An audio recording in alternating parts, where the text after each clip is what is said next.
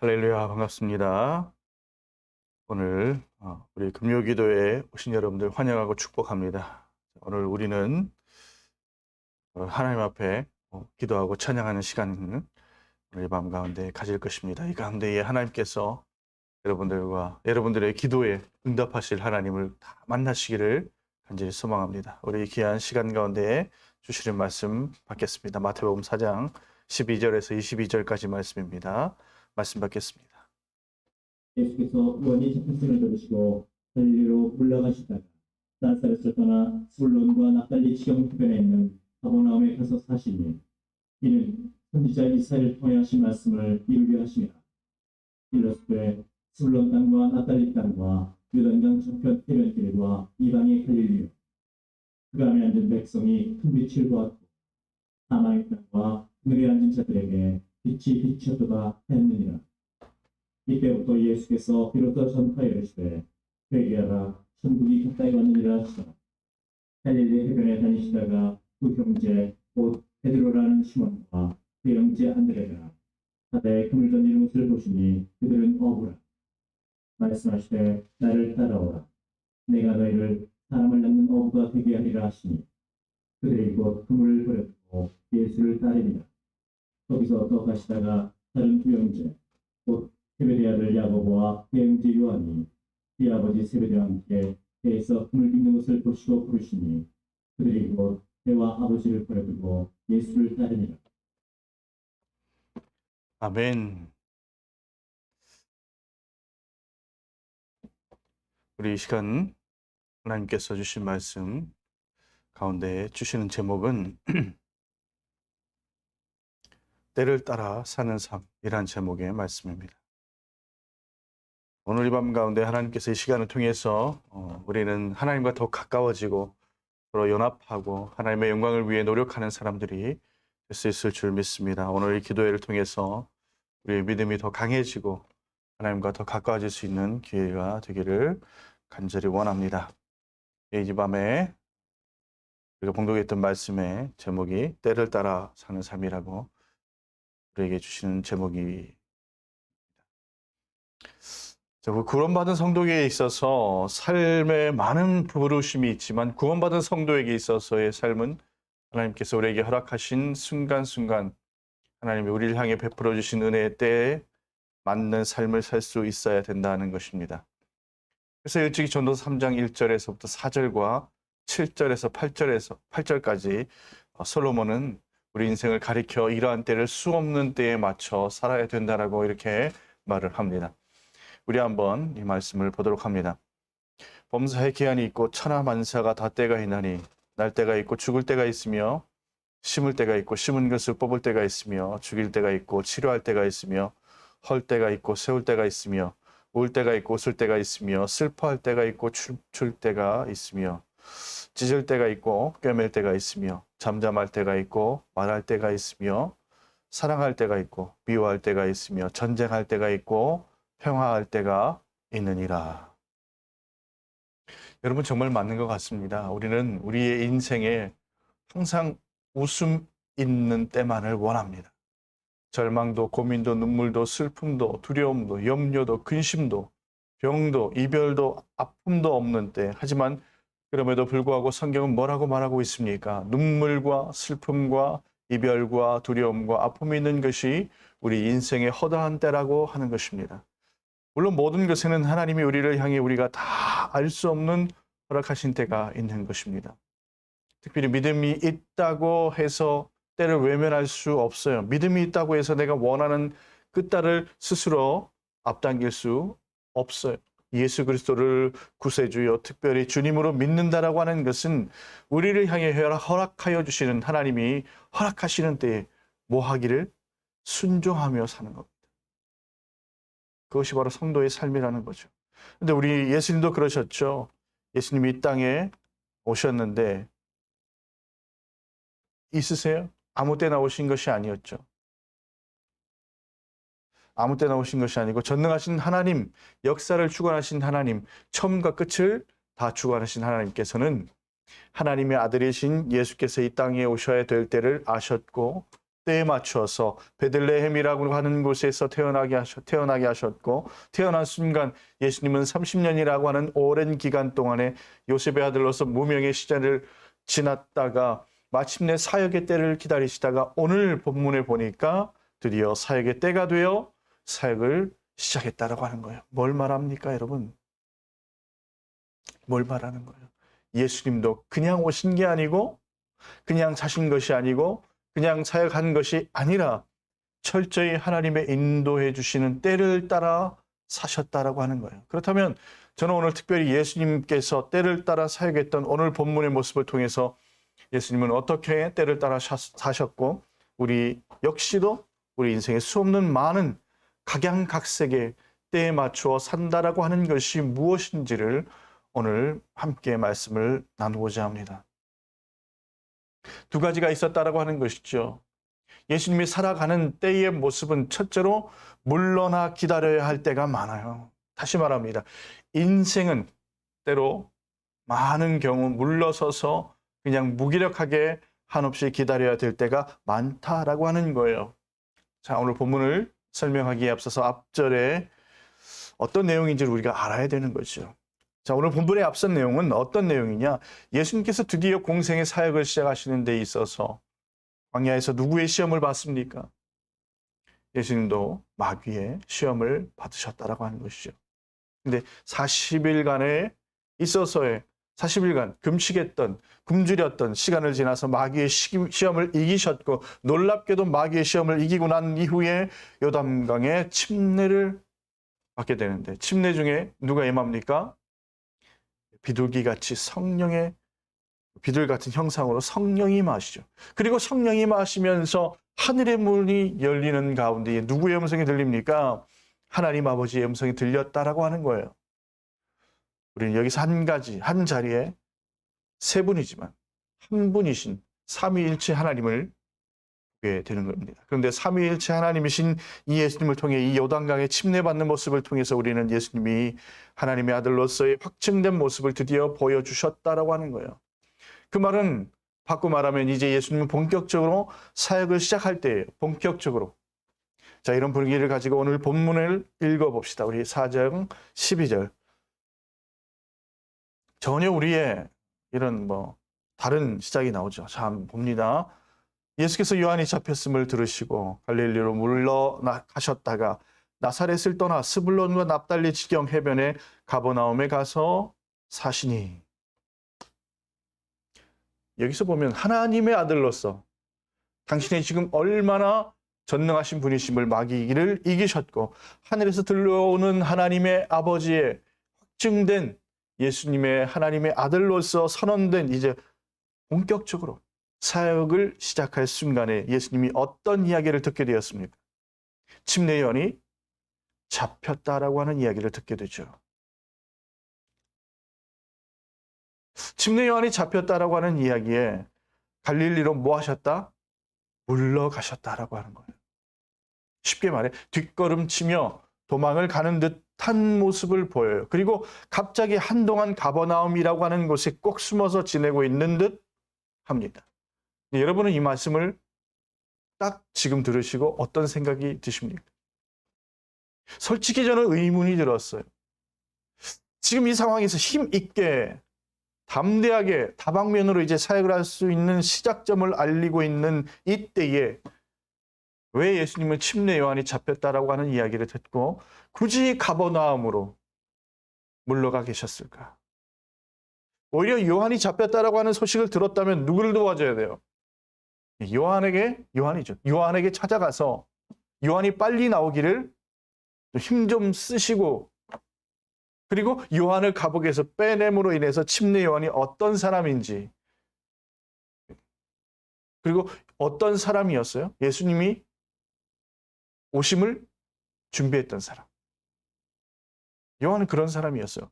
예수님이 오심을 준비했던 사람. 나를 위해 준비했다는 그 한 사람이 지금 갇혀 있다면 인간적인 마음속에 나를 위해서 가서 준비했던 사람을 향해 달려가서 도와줘야 되잖아요.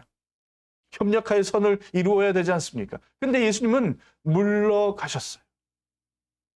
그리고 결국 예수님이 물러감으로 인해서 요한은 어떻게 됐습니까? 헤롯에게 잡혀서 요한은 헤롯의 생일에 목베임을 당하죠. 요한과 그의 제자들의 입장에서 보면 이거 너무 서운한 거예요. 그리고 저분은 도대체 누구지? 지금? 그런 의문을 가질 수 있는 거예요. 그런 의문을 가질 수 있는 행동이에요. 그런데 성경을 보니까 성경에 보면 예수님이 이런 우리가 이해할 수 없는 듯한 행동이 여기에만 나온 게 아니에요. 성경 곳곳에는 거듭거듭 보입니다. 예를 들어 예수님에게 정말 친구라고 불렸던 한 형제가 있었어요. 누구예요? 친구? 나사로입니다. 나사로. 근데 이 나사로가 시들시들 병이 들었어요. 그래서 나사로의 동생이 누구죠? 마리아와 마르다. 이 자매가 오빠가 시름시름 앓고 있는 이 모습에 병든 자를 치유하셨던 예수님은 당연히 오빠의 친구라고 불렸기 때문에 서신을 보내죠. 사람을 보내요. 그리고 다급하게 빨리 오셔서 살려주길 바라는 마음에 막 SOS를 칩니다. 따따따따따따따따 막 이렇게 막 액션처럼 막. 당연히 지금 예수님께서 금방이라도 오실 줄 알았어요. 막 도와주세요. 막 간절한 마음으로 말을 했는데 오실 줄 알았어요. 신기해요. 예수님이 안 가요.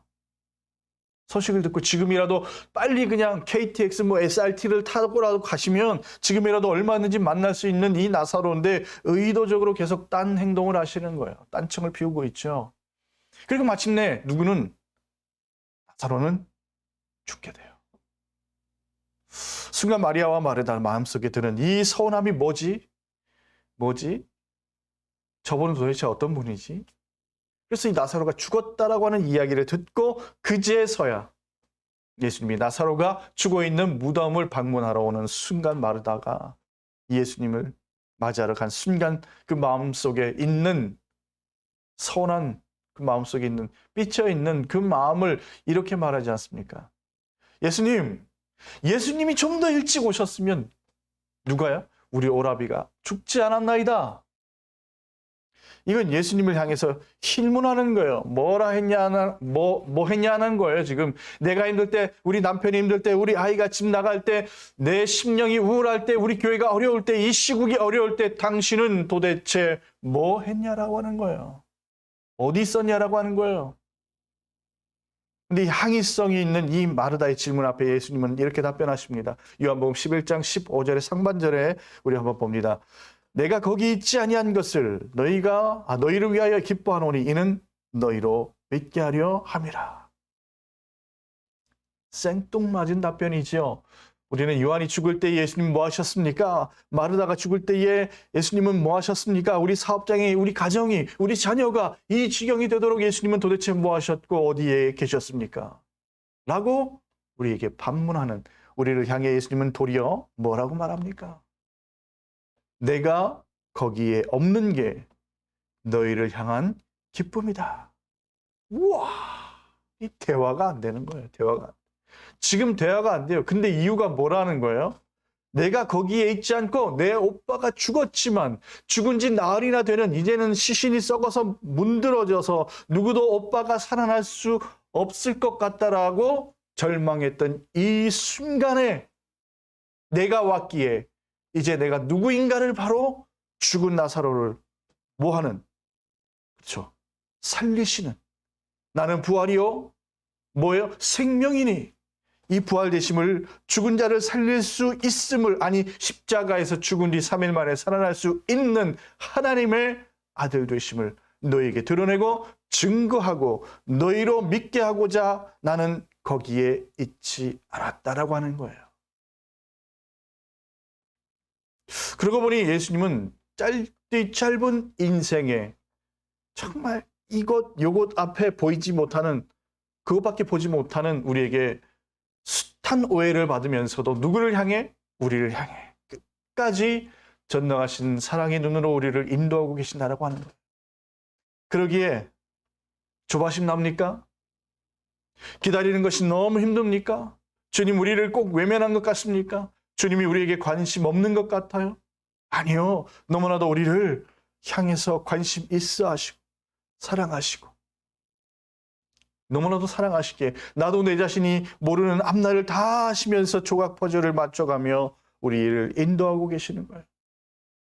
정말 하나님 선하심을 안다면 우리는 기다려야 될 때를 기다릴 수 있어야 된다는 거죠. 따라서 우리 인생은 앞으로 전진하는 것만이 능사가 아니에요. 기다려야 될 때가 있어요. 우회해야 될 때가 있어요. 볼까요? 출애굽기 13장 17절 18절 우리 한번 봅시다. 바로가 백성을 보낸 후에 블레셋 사람의 땅의 길을 가까울지라도 하나님이 그들을 길로 인도하지 아니하셨으니 이는 하나님이 말씀하시기를 이 백성이 전쟁을 하게 되면 마음을 돌이켜 애굽으로 돌아갈까 하셨으므로 그러므로 하나님이 홍해의 광야 길로 돌려 백성을 인도하지. 자, 여기까지만 읽겠습니다. 자, 신약에서 예수님도 그러셨는데 구약에서 누구도 하나님도 이스라엘 백성들을 대할 때 똑같으셨어요. 출애굽을 시키셨어요. 400년이나 넘는 오랜 종살이 기간 동안에 드디어 야호 하고 나왔어요. 200만 명이 넘는 그리고 얼마 되지 않은 그런 가나안을 지척의 앞에 두고 가는 상황 속에서 드디어 가장 가까운 길은 어디를 통과해야 되냐면 저기 블레셋 지역을 통과하면 되는 거예요. 그곳으로 가면 더불어 약 한 4, 5일 정도 두면 가나안 땅으로 들어갈 수 있다라는 거예요. 그러니 당연히 이스라엘 백성들은 가장 가까운 블레셋 땅을 관통하려고 했을 거예요. 근데 하나님은 가장 가까운 길로 인도하지 않고 오히려 어디로요? 시내 반도 남단으로 아주 멀리 콕 돌려요. 그리고 이 블레셋에서 멀어지게 합니다. 이스라엘 백성 입장에서는 너무 불평이 나올 만한 상황이죠. 이것만 성공하면 끝나는 건데요. 이것만 대박 터지면 터지는 건데 이번에 우리 아이가 여기만 들어가면 다 끝날 것 같은데 될 것 같은 상황이 안 되고 꼭 이렇게 우회시킬 때가 있다라고 하는 거예요. 근데 알고 보니 이유를 뭐라고 말하십니까? 하나님이 나보다 나를 더 잘하셨어요. 내가 만약 블레셋 지역을 통과하게 되면 뭐 하게 된대요? 두려워, 걱정스러워, 준비되지 못한 내가 400년 동안 종살이를 하다 보니까 블레셋과의 전투 속에서 싸울 태세가 준비되어 있지 않은 거예요. 여러분, 은혜 받아서 하고 싶은 것이 많고 은혜 받아서 할 수 있는 것이 많고 지금이라도 세상을 향해 달려나갈 수 있는 담대함이 있을 때 하지만 담대함과는 달리 준비되지 않은 분들이 너무 많아요. 마음과는 달리 몸이 안 따르는 분들이 많아요. 이걸 누가 잘 아세요? 이미 잘 아세요. 그러다 보니까 하나님은 우리를 뭐 할 때가 우회시킬 때가 있어요. 지연시킬 때가 있어요. 스탑시킬 때가 있어요. 아니 달려가고 있는 우리 다리를 딱 하고 꺾어 놓을 때가 있어요. 왜 그래요? 나보다 나를 더 잘 아심으로 내 인생의 길을 여전히 오늘도 붙들고 계신 겁니다. 기다림이 지루하십니까? 벌써 오랜 세월을 기도했음에도 불구하고 응답되지 않고 있습니까? 그럼 그것은 한 가지.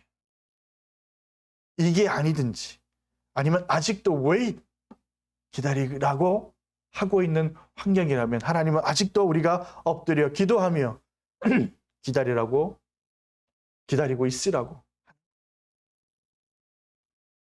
때를 따라 사는 삶 물러나 기다릴 줄 알아야 되는 거죠.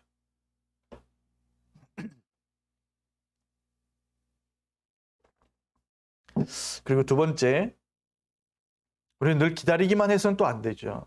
때로는 하나님이 우리를 향해서 담대하게 행동해야 될 때가 있다라고 말을 합니다. 진격해라라고 하는 거죠. 자, 우리 한번 봅시다. 그렇게 물러나 기다렸던 예수님이 이제 4장 17절부터 어떻게 하시는지 한번 봅니다. 시작. 이때부터 예수께서 비로소 전파하여 이르시되 회개하라 천국이 가까웠느니라 하시더라.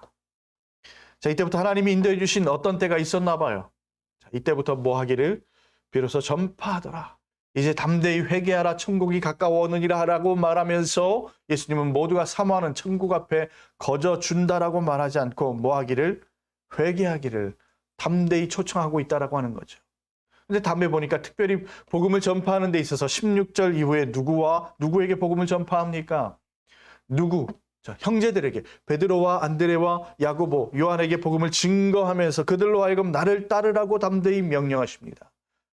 근데 이게 왜 담대히 명령한 거냐 생각해 보면 쉽습니다. 우리가 주목해야 될 것은 지금 예수님께서 이 제자들에게 전도하며 부르시는 순간이 어떤 상황입니까? 그들이 지금 어업이라고 하는, 물고기 잡는 어부라고 하는 생업을 유지하면서 지금 그물로 바다에 던지고 있지 않습니까? 있으면서도 일을 하고 있을 때예요. 여러분, 일을 하고 있는 때에 이 모든 것을 다 던지고 내려놓고 나를 따르라. 여러분, 이거 정말 쉽지 않습니다. 쉽지 않은 발언이고 전도입니다. 우리도 그렇지 않습니까? 한참 직장에서 바쁘게 일을 하고 있는데 난데없이 어느 날 목사님이 와가지고 전화 와가지고 지금 나에게 전화 와가지고 나오세요. 아무개 성도님 나오세요. 진짜 바쁜데 얼마나 화날 일입니까? 우리 목사님 너무 모르시네. 진짜 바빠서 지금 눈코 뜰 새 없는데 지금 왜 지금 바쁜데 나오라고 그러냐. 맞아요. 상황을 봐가면서 우리가 전도해야 되고 말을 해야 되겠죠. 상황을 봐가면서 지혜롭게 사람들에게 권면해야 됩니다. 그런데 지금 이 순간만큼은 봐줄 때가 아니라고 하는 거예요. 지금 이 순간만큼은 몰아붙여야 된다라고 하는 거예요. 지금 이 순간만큼은 이들을 향해서 담대히 복음을 증거해야 될 때라고 하는 거예요. 그랬더니 어떤 일이 벌어집니까? 20절, 22절을 보십시오. 예수님이 이들에게 담대히 복음을 전했더니 어떻게 되는지 봅니다. 시작. 그들이 곧 그물을 버려두고 예수를 따르니라. 22절. 그들이 곧 배와 아버지를 버려두고 예수를 따르니라. 자, 그들이 뭐 하기를? 즉시로 그물과 배를 버려두고 예수님을 따르게 되었다라고 하는 거예요. 여러분, 이 짧은 단어의 곧이라고 하는 말을 여러분 너무 쉽게 듣고 넘어가지 마십시오. 왜냐하면 제자들이 지금 얼마든지 물고기를 다 잡고 난 이후에 시간이 되어서 예수님을 따르겠습니다 라고 말할 수 있어요. 그리고 무엇보다도 야고보와 요한은 특별히 누구와 무엇을 버려두고요? 따른다고 했습니다. 아버지와 배를 버려뒀다라고 하는 거예요. 그러고 보니 오늘 야곱의 형제 부모는 아마 선주였던 것 같습니다. 선주. 여러분 지금도 그렇지만 항구 도시에서 보면 어느 한 가정에 배가 하나 있지 않습니까? 그 정도면 배가 있다고 그러면 정말 부자입니다. 오늘날로 말하면 정말 큰 대로에 강남에 건물 하나 가지고 있고 그거 하나 월세 놓고 받으면 평생 살 수 있는 상속 조건이 바로 오늘 요한과 야고보예요. 근데 이들은 오늘 주님의 부르심 앞에 담대하게 배와 아버지를 뒤로하고 누구를? 예수님을 따르게 되었다라고 하는 거예요. 근데 우리는 여기에서 이들의 이 헌신도 대단하지만 이들의 이 대단한 헌신을 불러일으키게 하기 위해서 누가요? 예수님이 담대한 제자들에게 담대하게 복음을 증거했다는 거예요. 그렇죠. 여러분, 오늘 이 제자들이 이와도 같은 헌신의 자리로 반응할 수 있었던 것은 그것은 때에 맞는 헌신을 불러일으킬 수 있는 우리 예수님의 담대한 복음을 전파하고 선언과 사역에 다른 지혜가 있었다라고 하는 거예요. 오늘 우리도 마찬가지입니다. 우리 삶에 우리를 통해 주님께서 무언가를 말하거나 하실 때 그 말함에 순종할 때 우리 가정이 축복받는 거예요. 그러나 우리를 통해 말씀하시는 그 뜻이 있을 때 인간적인 마음속에 너무 한 사람을 생각한 나머지 우리가 불순종하게 되면 우리의 불순종을 통해 우리의 순종을 통해 축복을 받아야 될 축복의 사람이 축복받지 못하는 경우가 있다라고 하는 것이죠. 저는 이해가 있다면 바로 열왕기상 17장에 있는 엘리야와 사르밧 과부의 이야기라고 생각을 합니다. 여러분 아시죠? 이 엘리야와 사르밧 과부의 이야기 아시지만 그래도 제가 말씀드리겠습니다. 이야기를 드리겠습니다. 이 이야기가 당시 이스라엘은 하나님의 심판으로 인해서 아주 극심한 가뭄을 경험하게 됐죠. 이에 하나님께서는 엘리야에게 사르밧 지역에 있는 한 이름 모를 과부에게 가라고 말을 합니다.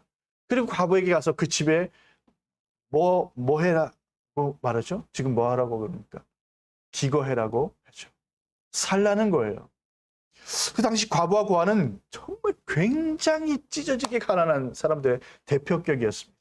근데 이 과부는 얼마나 가난했던지 밀가루 마지막 한 움큼과 병에 담긴 기름 몇 방울에 가지고 음식 만들어 먹고 이제는 죽으려고 마지막 죽음을 앞두고 결심하고 있는 과부였어요. 여러분, 이걸 하나님이 모르실 리가 없습니다. 근데 그런 마지막 밀가루와 병이 담긴 기름 한 방울을 탁 타가지고 이거 먹고 아들하고 죽겠다라고 하는 과부에게 누가요? 하나님께서 엘리야에게 과부에게 보내는 거예요. 그리고 엘리야로 하여금 뭐를 시킵니까? 이 과부가 마지막으로 먹고 죽겠다라고 하는 이 기름과 밀가루를 누가 먹으라고 하는 거예요? 잘 요리해서 과부가 먹는 게 아니라, 아들을 먹는 게 아니라 누가 먹으라는 거예요? 목사가 먹으라는 거예요. 아니, 이거 먹고 죽겠다라고 하는 과부에게 가가지고 기거하는 것도 정말 힘든데 기거도 못해. 이거 먹고 죽겠다라고 하는 거, 그 먹을 거 뺏어가지고, 빼앗듯이 먹을 거 빼앗아가지고 달라고 요청하는, 지금 그 상황이에요. 그래서 만약 이것을 주게 되면, 순종하게 되면 이 과부의 아들은 평생토록 가루가 떨어지지 않고 병의 기름이 없어지지 않는다라고 하는 거예요. 그리고 결론은 어떻게 됩니까? 어떻게 됩니까? 과부가 순종을 해요. 네. Unbelievable. 그리고 과부 부부의 순종에 정말 엘리야를 통한 하나님의 축복이 가정에 임하게 되더라는 거예요. 그런데 우리는 이 본문을 통해서 많은 분들이 이 엘리야와 과부의 이야기를 들으면서 과부의 절대적인 순종을 극찬할 때가 많아요. 근데 저는요, 이 과부의 순종도 대단하지만 누구의 순종이 대단해요? 엘리야의 순종이 어쩌면 엘리야가 순종함으로써 이 과부에게 이런 무리한 요구를 요청하지 않고 담대하게 말하지 않았다면 이 여자는 이걸 듣지도 못했을 것이고 순종하지 못했을 것이고 뭐 하지 못했을 거예요? 축복받지 못했을 거예요. 솔직히 만약에 저에게 엘리야와도 같은 마음속에 어느 과부 집에 가가지고 자기가 먹고 죽겠다라고 하는 것을 그거 만들어서 나에게 달라고 그 말요? 아우, 전 못합니다. 아우, 절대로요. 우와, 절대. 어떻게 사람들에게 얹혀 살아요? 그냥 내가 뭐 안 먹고 말지. 무슨 대단한 수십을 주는 것도 아니고 한 끼 먹고 죽겠다라고 하는 그 여인과 아들 것 뺏겠다고 하는 그 빼앗는 심정이 아우, 못합니다. 그러고 보니까 성도들을 향한 목사의 때를 따라 사역하는 것이 이런 거구나. 성격이요. 자기가 원하는 바에 맞지 않는 목회가 있을 수 있어요. 정말 성도의 삶을 보면 이런 구절 설교하면 안 됩니다. 정말 힘겨운 과정 속에 있는 이 상황에 있는 거 보면 하나님 성도를 향해 내 마음을 품고자 하는 말하는 것을 말할 수가 없어요. 그런데 혹 목회자가 그렇지 않습니까? 성도의 인간적인 관계만으로서 뭐 젠틀할지는 몰라요. 젠틀할지는 모르겠지만 정말 사람들에게 있어서 인정받는 목회자가 될지는 모르겠습니다. 그러나 때 앞에 담대하지 못한다면 결국 목사 스스로도 순종하지 못함으로 해서 축복도 못 받지만 목사가 순종하지 못함으로 누구도 성도도 마땅히 드려야 될 말씀을 듣지 못하고 마땅히 하나님 앞에 인도함을 받아야 될 것을 받지 못함으로 축복받지 못할 수 있다라고 하는 거죠. 여러분, 자녀 교육도 그렇습니다. 내가 내 자식에게 해준 것이 없는 것 같아요. 뭐 하나 본을 보여주지 못한 것 같습니다. 그러다 보니까 마땅히 이 아이들에게 말씀으로 가르칠 바를 가르칠 수 있는 용기가 없다 보니까 마음속에 들려오는 이 음성, 니나 잘하세요. 그런 거. 그러다 보니 자녀들에게 담대하지 못합니다. 기도하며 말씀으로 가르칠 것을 가르치지 못하게 되더라고 하는 거예요. 여러분, 때를 따라 산다라고 하는 것, 물러나 인내해야 될 때도 있지만 많은 경우 우리 마음속에 주시는 부담을 쫓아 내 감정과 상관없이 담대히 순종함으로 나가야 될 때가 있다라고 하는 것입니다. 이러한 때를 따라 분명히 살아가는, 분별하며 살아가는 여러분 모두가 되시기를 주님의 이름으로 축복합니다. 여러분, 멈춰서야 할 순간 기도하며 인내하십시오. 그러나 우리를 향해 진격하며 담대히 나가라고 하는 순간 다윗이 골리앗을 향해 물맷돌을 하나지만 하나님이 인도해 주시는 그 믿음의 뜻을 따라 순종함으로 달려나갔던 것처럼 여러분도 우리의 삶에 이와 같은 담대한 발걸음이 되시기를 주님의 이름으로 간절히 축원합니다. 오늘 밤에도 기도하며 승리하는 밤 되기를 간절히 축원합니다. 기도합시다.